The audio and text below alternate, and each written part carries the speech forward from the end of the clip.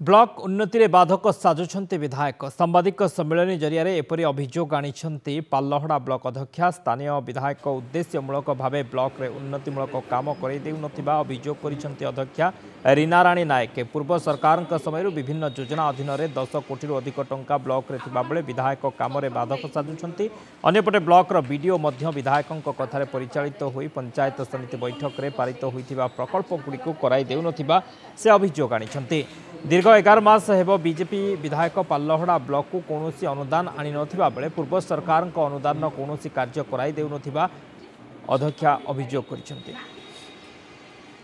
पाल्लहड़ा पंचायत समितिर जड़े दायित्ववान अध्यक्षा हिसाब से पाल्लहड़ा पंचायत समितिर कार्यक्रम किपरि त्वरान्वित हम से समस्त सभ्य सभ्य आम तत्पर अच्छु।